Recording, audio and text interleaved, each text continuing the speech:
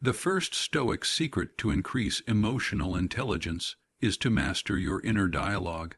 This is not merely about thinking positively or offering yourself affirmations.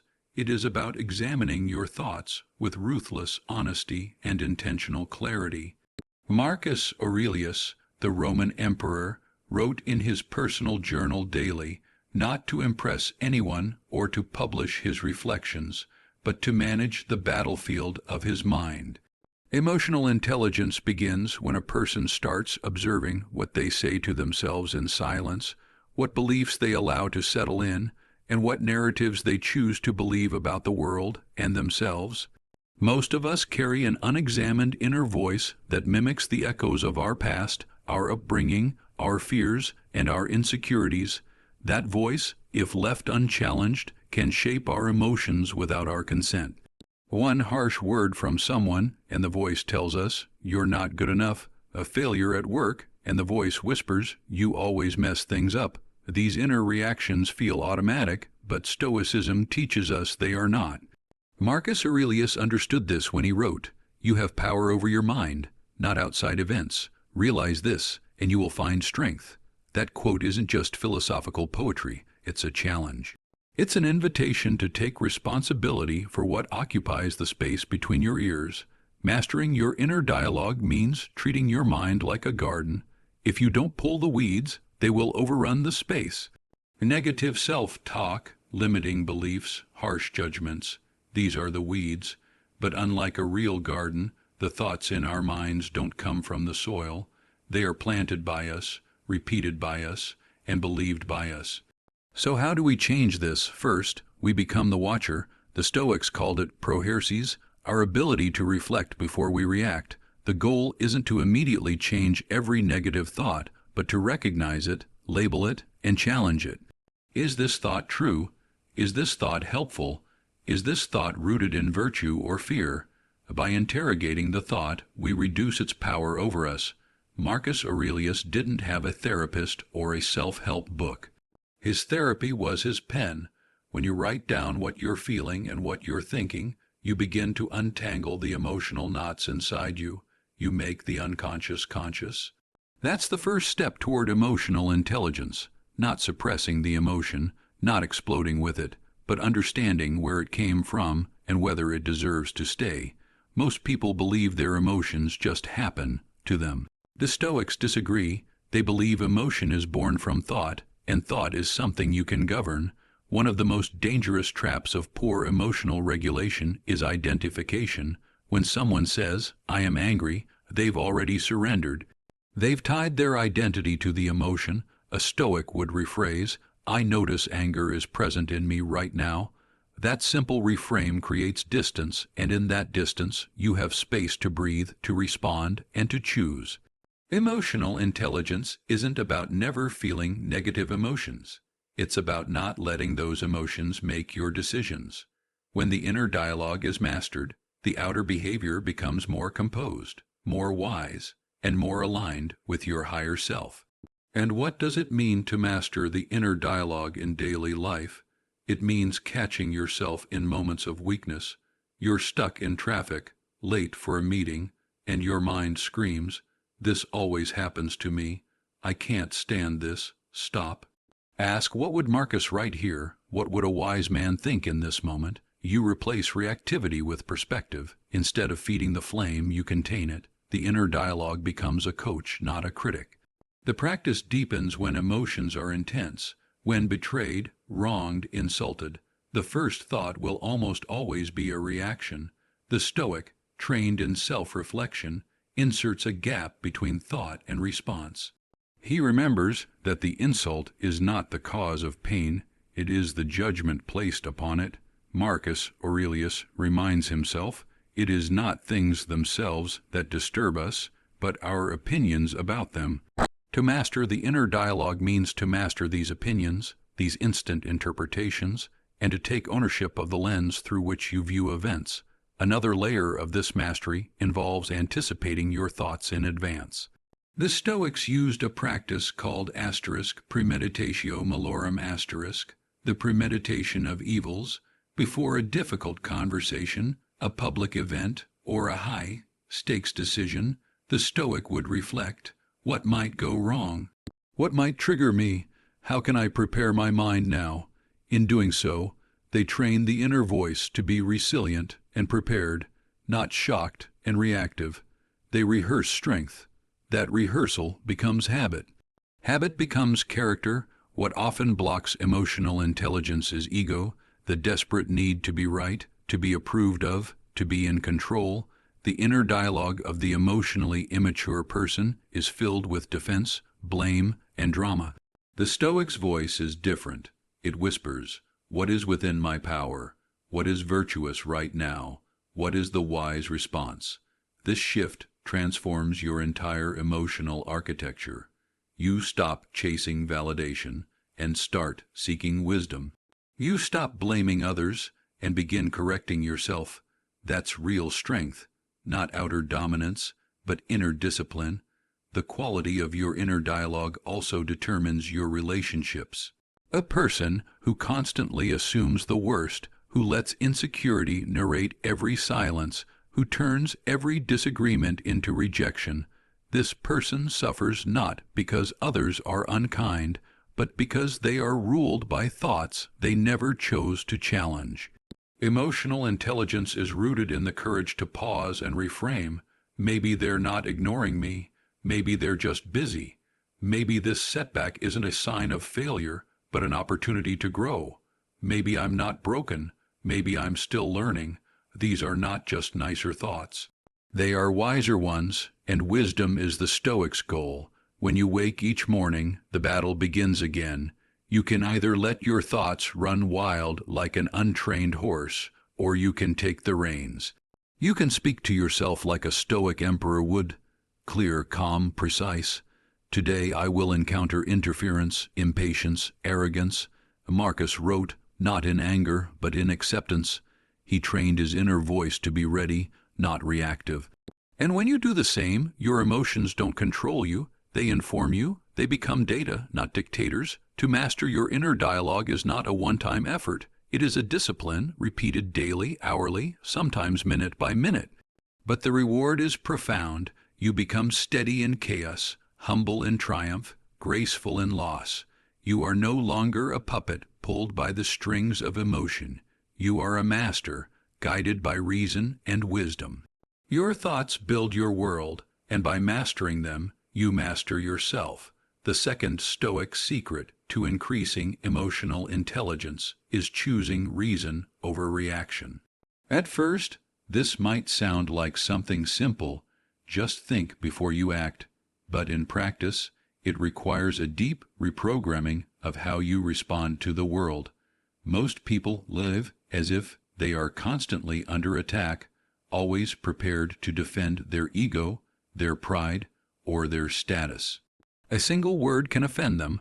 A minor inconvenience can ruin their entire day. The Stoics understood that this is not a strength. It is slavery to impulse. Emotional intelligence begins to flourish when a person begins to slow down the gap between stimulus and response and fill that space with conscious reason. Marcus Aurelius wrote, if you are distressed by anything external, the pain is not due to the thing itself, but to your estimate of it, and this you have the power to revoke at any moment. This one insight reveals the key to emotional self-mastery. It is not the event that causes the reaction, it is the meaning we assign to that event, a rude comment, a sudden change in plans, a rejection, a perceived insult. None of these have any real power until we interpret them through a lens of ego, fear, or insecurity. The Stoic chooses to step back from the flood of immediate emotion and ask, what is really happening here? Is this worth my peace? What would a wise person do right now? Choosing reason over reaction means developing a habit of restraint. In a moment of anger, most people feel justified in saying whatever they want, slamming doors, walking away, or lashing out. The Stoic, however, sees emotion as a wave that will pass and understands that actions taken in the heat of passion are rarely wise. Emotional intelligence is the ability to sit with a difficult feeling without letting it dictate your behavior. It is the skill of watching the flame of anger or fear rise within you, acknowledging it without shame, but refusing to throw fuel on it. The practice of pausing before reacting is something that must be trained. It does not come naturally in a world that glorifies immediate expression. People are told to speak their truth, even when it's wrapped in bitterness, sarcasm, or cruelty. The Stoic instead trains himself to filter his responses through the principles of virtue. Is this necessary? Is it helpful? Is it kind? Seneca, another prominent Stoic, said, "No man was ever wise by chance. Wisdom requires effort, discipline, and awareness." Choosing reason over reaction is not suppression. It is transformation. Think of a situation where someone wrongs you or speaks to you unfairly. The untrained mind takes offense immediately. It interprets the moment as a personal attack and rushes to defend itself. But the Stoic asks, did this person mean to hurt me? Are they speaking from pain? Am I the real target, or just a mirror for their own struggle? These questions shift the focus from vengeance to understanding. This is not weakness, it is strength. The ability to think clearly when emotions are high is one of the greatest marks of a mature human being. It's also one of the clearest signs of emotional intelligence. Marcus Aurelius often reminded himself that he would meet people who were arrogant, deceitful, envious, or selfish, but that he could still choose to remain true to himself. He did not let the emotional weather of others control his inner climate. This is what it means to be emotionally self-possessed. It's not that you are cold or indifferent. It's that you have trained your mind to remain stable no matter how chaotic things get. That stability is what allows the Stoic to act, not react, to respond with intention, not instinct. Emotional reactivity is the default mode for many people, but if you examine the results of this pattern, you'll find a life marked by regret, conflict, and unnecessary pain. How many relationships are damaged by a single outburst? How many opportunities are lost because of a poor response to criticism or challenge? The Stoic reflects on this often. Instead of being ruled by mood, he rules with reason.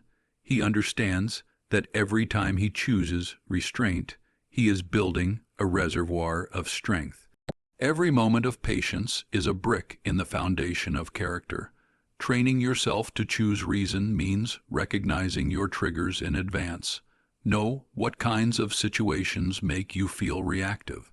Is it being interrupted, being ignored, being corrected? Notice your patterns, prepare for them. When you know your triggers, you can plan your responses instead of falling into the same emotional traps again and again. This is not about pretending emotions don't exist, it's about refusing to let them steer the wheel. You may feel anger, but you do not become anger. You may feel insulted, but you do not lose your dignity over it. Another way to deepen this practice is to reverse roles in your mind. When someone acts out in frustration or speaks to you with hostility, imagine being in their shoes. Imagine their backstory, their pain, their burdens. This doesn't justify the behavior, but it does soften your need to retaliate. Compassion arises naturally when ego steps aside. Emotional intelligence requires empathy, and empathy grows when you remember that every person, even the unpleasant ones, are fighting battles you cannot see. There is also great power in remembering how little will matter in the long run. The Stoics constantly contemplated the vastness of time and space. Will this argument matter in a week, in a year, on your deathbed? Will this moment of pride or anger seem worth it? Marcus Aurelius reminded himself that all things fade, and that the opinions of others are as fleeting as leaves in the wind. When you see life through this wider lens, your emotional landscape shifts. You become less reactive, less possessive, more grounded in what truly matters. Choosing reason over reaction doesn't mean never taking action. It means taking the right action at the right time for the right reasons. When emotions are in charge, actions are impulsive, defensive, and short-sighted. When reason is in charge, actions are purposeful, measured, and aligned with your highest values.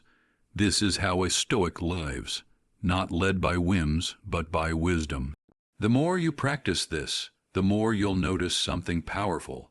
People begin to trust you more. They feel safe around your calm. They come to you not because you agree with them, but because you can listen without judgment and respond without aggression. Your relationships deepen, your leadership improves, your ability to navigate challenges becomes more graceful. All of this is born from one choice, made over and over, the choice to pause, to reflect, and to respond, not with emotion, but with reason. This discipline can be practiced in the smallest moments. The driver who cuts you off, the colleague who criticizes you in front of others, the friend who forgets your birthday. Every moment is a chance to choose who you will be. Will you be controlled by outside events, or will you govern yourself from within?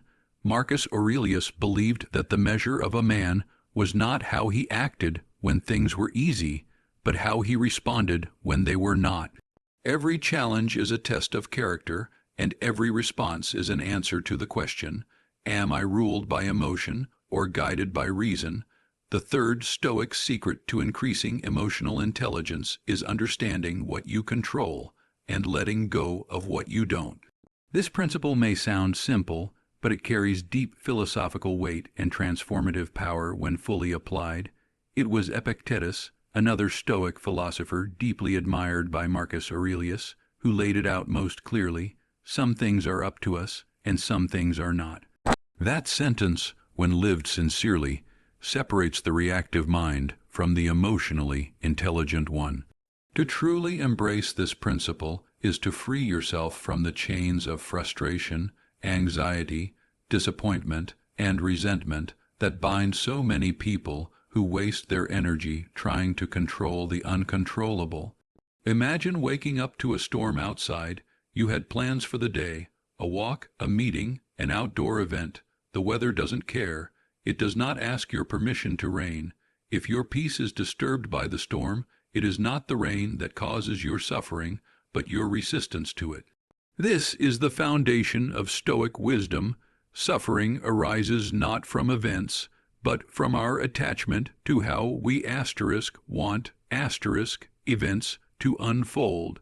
Emotional intelligence grows when you learn to separate what is within your influence, your attitude, your decisions, your preparation, from what is outside of it, the behavior of others, external outcomes, the randomness of life.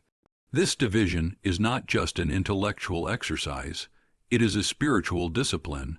Every day, you are presented with events that do not go your way. Someone cuts you off in traffic. A client cancels last minute. A friend doesn't return a message. The emotionally reactive person spirals into anger, irritation, self-doubt, or blame, but the Stoic, trained mind remains steady because it knows what belongs to it and what does not. Marcus Aurelius wrote in his Meditations, you have power over your mind, not outside events. Realize this, and you will find strength. That is not just a quote, it is a call to sovereignty, to take full ownership of your internal world and to relinquish attachment to the chaos of the external one. This principle also speaks to one of the most painful human struggles, the need for control. People want control over outcomes, over other people's opinions, over the future, but this desire, while natural, is also the root of so much emotional suffering. You cannot control what others think. You cannot control whether someone loves you back. You cannot control the economy, the weather, or the past. Trying to control these things is like trying to grasp water. It slips through your fingers. What you can control is how you think, how you show up, how you speak, how you respond, how you plan, how you accept, how you adapt. This shift in attention, from external fixation to internal alignment, is where emotional intelligence truly begins. Understanding what you control does not mean becoming passive or indifferent. It means becoming wise in where you invest your energy. A Stoic does not resign from life. He engages with it fully, but only in ways that are within his sphere of influence. He sets goals, but does not cling to the outcomes. He loves people deeply, but does not demand that they act according to his expectations. He prepares for setbacks not with pessimism, but with practicality. The Stoic mind is agile, not rigid. It is grounded, not stubborn. Emotional intelligence is not about suppressing disappointment, but about responding to it with clarity and composure. One of the clearest ways to develop this principle is through daily reflection. At the end of each day, ask yourself, what happened today that was outside my control? How did I react to it? Did I waste time ruminating, complaining, or blaming, or did I accept it, adjust, and move forward? These reflections build a kind of inner muscle, the strength to let go without bitterness, to move on without drama, to act with intention instead of emotion. Over time, this practice rewires your nervous system. You no longer panic when plans change or people disappoint. You shift from reaction to recalibration. This practice becomes especially important in relationships. So many emotional wounds come from trying to control other people, their feelings, their decisions, their behavior. The Stoic accepts that others are autonomous beings. You can influence someone through kindness, honesty, and example, but you cannot force understanding, love, or loyalty. Emotional intelligence is knowing where persuasion ends and acceptance begins. When someone wrongs you, you may feel anger. That's natural, but staying angry, carrying resentment, or seeking revenge, those are choices. The Stoic sees that resentment is like drinking poison and expecting the other person to suffer. The wise person releases the burden, not to excuse the behavior, but to protect their peace.